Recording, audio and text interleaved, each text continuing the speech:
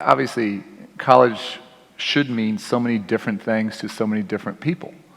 And at the end of the day, for me, it's really about finding your own passion and finding what you love to do and becoming a lifelong learner. And that may be directly to go get a job tomorrow because that's what your family needs. Maybe it's to study philosophy and become a philosophy professor. And there's no right or wrong answer there, judgment there, but it's helping people find their passion and give them a chance to pursue in life what they would love to do. Talk about helping people find that passion, though. I mean, you're talking about 17 and 18-year-olds deciding what college to go to, maybe, and then people whose brains, as we know, are not fully formed in their early 20s, trying to figure that out. I mean, how do you figure out what your passion is in that crucial time? I think it's exposure. It's exposure to extraordinary faculty. It's exposure to great college presidents like Freeman. It's exposure to creative thinkers like Daphne.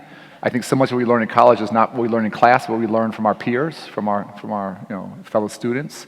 And I think the biggest challenge, particularly in times like this, is to put yourself in positions where you're with people who think very differently, or very different backgrounds, and not just sticking to folks who look like you and think like you. I think college campuses can play a unique role in helping to stretch kids outside their comfort zone and learn and be exposed to a whole set of ideas and possibilities that they wouldn't know existed without that opportunity. Daphne, how about you? What do you think college is for? Well, I agree with Arne, and I'm going to expand on his answer about lifelong learning because I think the question maybe is too narrowly circumscribed in that college is only the first part of the educational experience that we need to currently experience in our adult lives.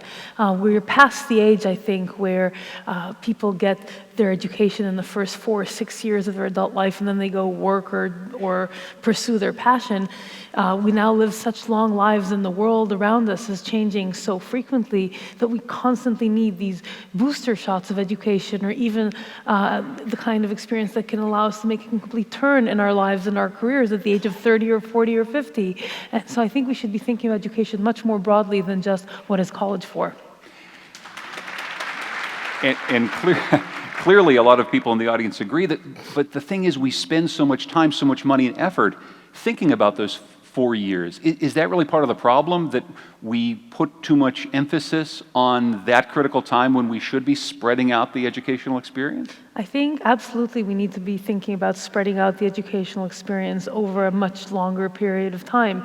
I mean, clearly those first 4 years are, for many people, pivotal in making a life choice, but many people, to your earlier question, can't make a life choice, the right life choice for themselves at the age of 18, or maybe what was the right life choice for them at the age of 18 is no longer right for them at the age of 35, or maybe the world has changed and what was right for them is no longer right for the world, and one needs to make a different career turn, and we need to provide that kind of opportunity, not just in those first 4 years, but for the entire duration of one's life, even when you're 80.